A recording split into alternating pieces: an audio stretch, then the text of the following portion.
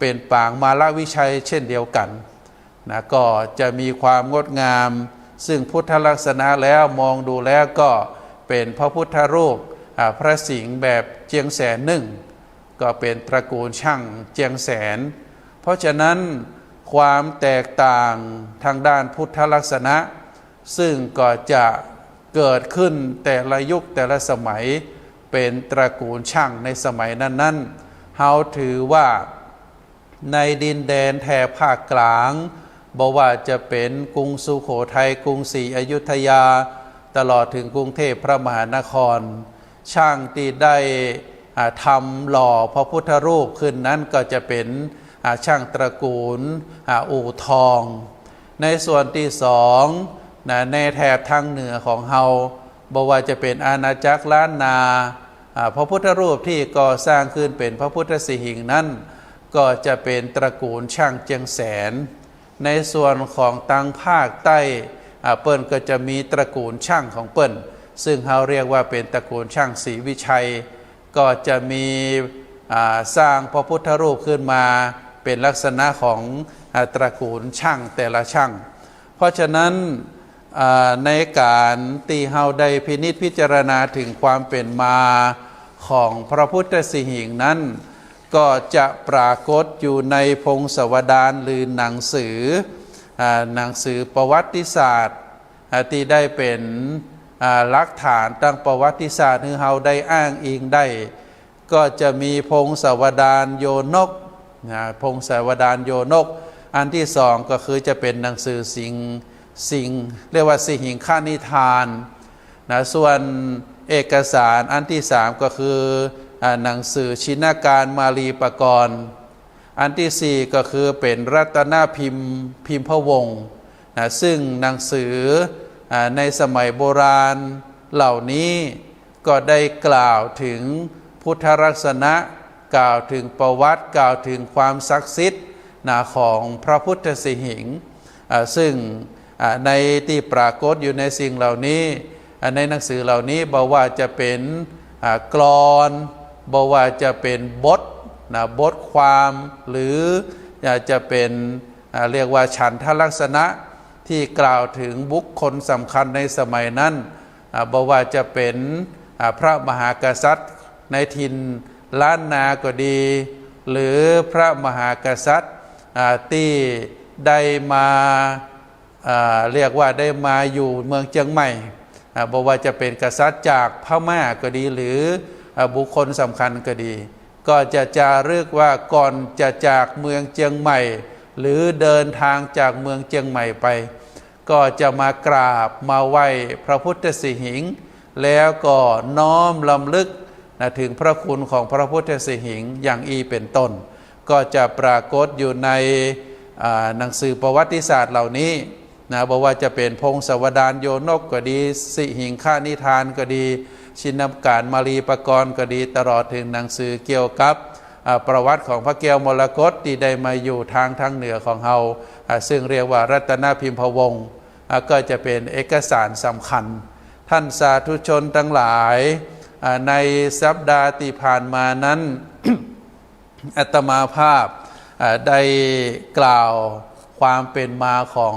หลวงพ่อพระพุทธสิหิงค์ว่าเป็นพระพุทธรูปที่สร้างขึ้นที่ในลังกาทวีปเมื่อปีพศเมื่อปีพศ700กษัตริย์ลังกาทวีปนามว่าสีหละสีหละได้ร่วมกันกับพระอรหันต์ในประเทศศรีลังกาได้มีความเลื่อมใสมีความศรัทธาในพระพุทธศาสนาแล้วก็มีความประสงค์อยากจะสร้างพระพุทธรูปขึ้นเป็นการน้อมรำลึกถึงองค์สมเด็จพระสัมมาสัมพุทธเจ้าก็ได้ปรารภกันแล้วก็ได้อัญเชิญพระอรหันต์นั้นได้ลงไปอัญเชิญพญานาคพญานาคเรียกว่าเป็นสัตว์ที่มีวงจรชีวิตที่ยาวนานได้มาแปลงกายหรือจำแรงกายเป็นพระพุทธเจ้าแล้วก็ฮือช่างในประเทศลังกาทวีปนั้นได้สร้าง พิมพ์พระพุทธรูปแล้วก็ได้หล่อเป็นทองสำริดนะก็ได้เป็นพระพุทธรูปที่งดงามขึ้นมาได้มีการสมโภชได้ประกอบพิธีพุทธาภิเษกโดยพระอรหันต์ในสมัยนั้นแล้วก็ได้เป็นที่สักการะบูชาของชาวพุทธในประเทศศรีลังกาแล้วก็ได้ขนานนามพระพุทธรูปองค์นั้นว่าพระพุทธสิหิงค์ก็เพราะว่ามีลักษณะที่งดงามโดยเฉพาะอกอกของพระพุทธรูปนั้นงดงามจึงได้นามว่าพระพุทธสิหิงค์ก็เปรียบเหมือนกับเป็นพระพุทธรูปที่มีอกงามเหมือนกับอกของพญาราชสีห์แล้วก็ต่อมาเมื่อปีพ.ศ. 1800นะพ.ศ. 1800นั้นในสมัยกรุงสุโขทัยมีพระเจ้าแผ่นดินพระนามหนึ่งว่าพระเจ้าไสรงค์หรือบางทีก็เรียกว่าพระเจ้าโรจราชนะเป็นกษัตริย์ที่มีเดชานุภาพได้เสด็จไปยังหัวเมืองฝ่ายใต้ก็คือเมืองนครศรีธรรมราชแล้วก็ได้ปรารภกับเจ้าเมืองผู้ครองนครศรีธรรมราชว่าอยากจะได้พระพุทธรูปนามว่าพระพุทธสิหิงค์มาสักการะบูชาเป็นขวัญกำลังใจนะคือกับไพร่ฟ้าประชาชนเจ้าเมืองกรุงสุโขทัยเจ้าเมืองนครศรีธรรมราชนามว่าพระศรีธรรมโสการาชนะในฐานะที่เป็นเจ้าผู้ครองนครก็ได้รับอาสานะได้ส่งสมณทูตพร้อมทั้งทูตสันทวไมตรีได้ไปขอพระพุทธรูปจากลังกาทวีปนะซึ่งเจ้าผู้ครองนครลังกาทวีปในสมัยนั้นก็มีความยินดีได้มอบพระพุทธรูปนามว่าพระพุทธสิหิงค์นี้คือเจ้าผู้ครองนครศรีธรรมราชมาแล้วก็เมื่อได้มาแล้วเจ้าผู้ครองนครศรีธรรมราชก็ได้จำลองพระพุทธรูป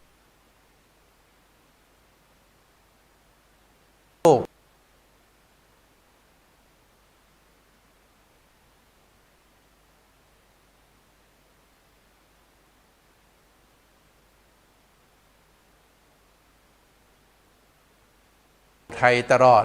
ก็ทำให้เกิดความร่มเย็นฝนฟ้าตกต้องตามฤดูกาลทำให้กรุงสุโขทัยนั้นเป็นมหานครที่มีความเจริญรุ่งเรืองต่อมาการเมืองที่สร้างขึ้นเมืองเอกแห่งเมืองหนึ่งก็คือกรุงศรีอยุธยากรุงศรีอยุธยานั้นได้เป็นเมืองเอกและก็ได้มีการเรืองอำนาจขึ้น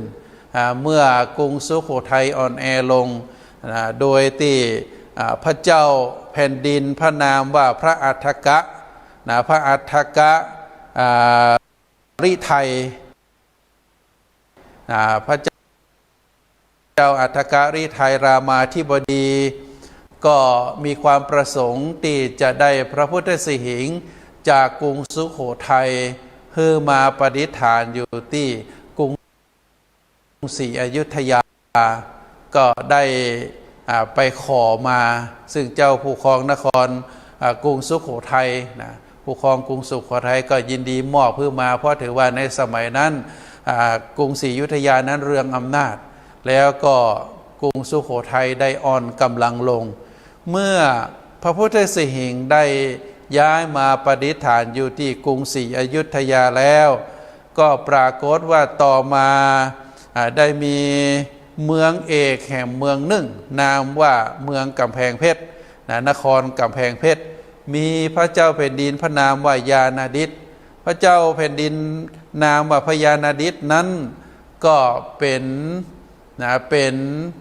นอเนื้อเจื้อไขของกรุงศรีอยุธยาแล้วก็โดยเฉพาะในช่วงนั้นที่พญายานาดิษฐ์ได้ครองเมืองกำแพงเพชรนั้นพระราชมารดาของพระองค์ก็ได้เป็นพระมเหสีองค์หนึ่ง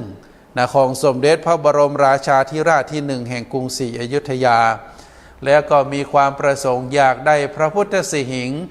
ที่อยู่ในกรุงศรีอยุธยามาประดิษฐานไว้ที่นครกำแพงเพชรก็ได้ทูลขอกับพระราชมารดาของพระองค์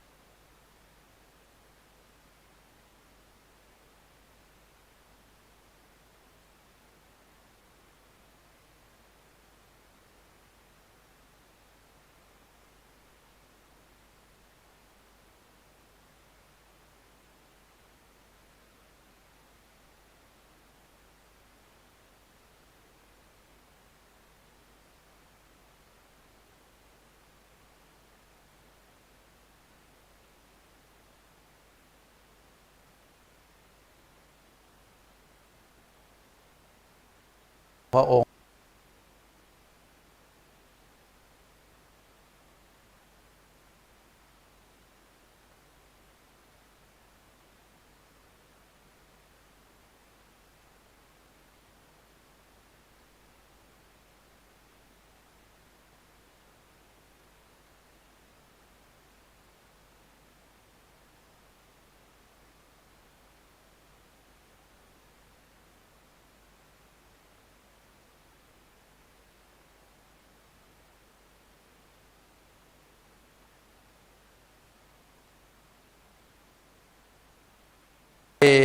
ทูลขอกับพระราชมารดาของ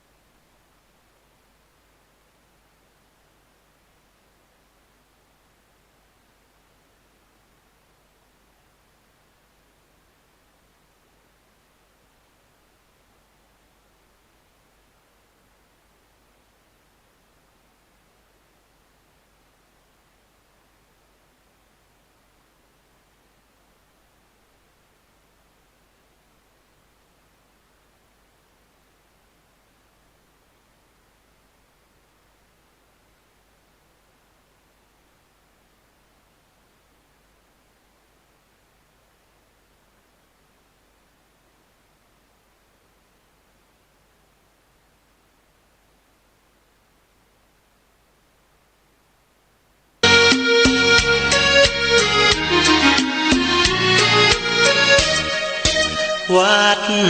วาอาราม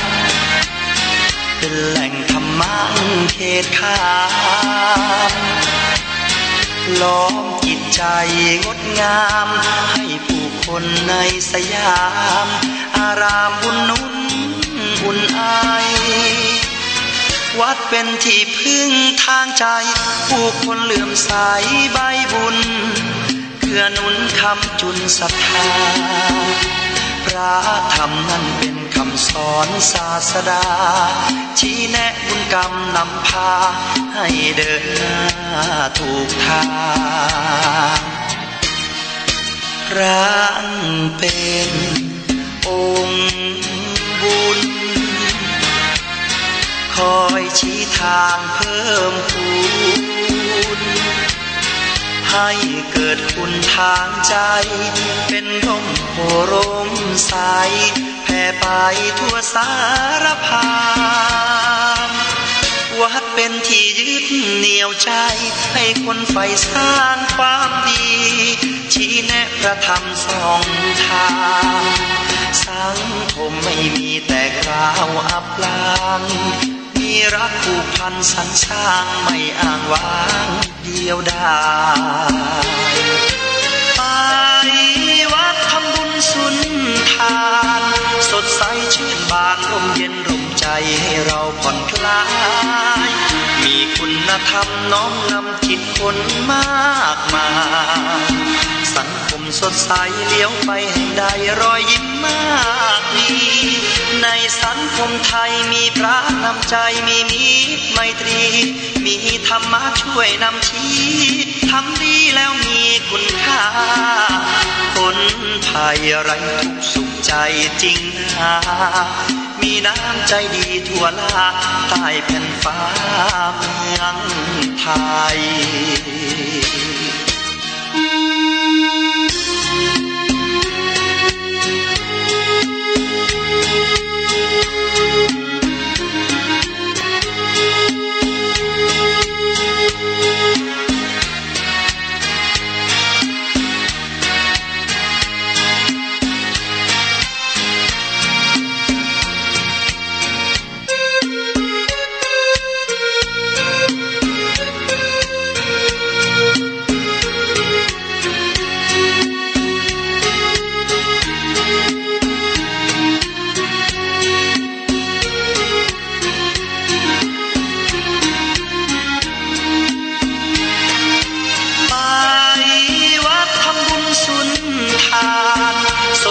ชื่นบานร่มเย็นร่มใจให้เราผ่อนคลา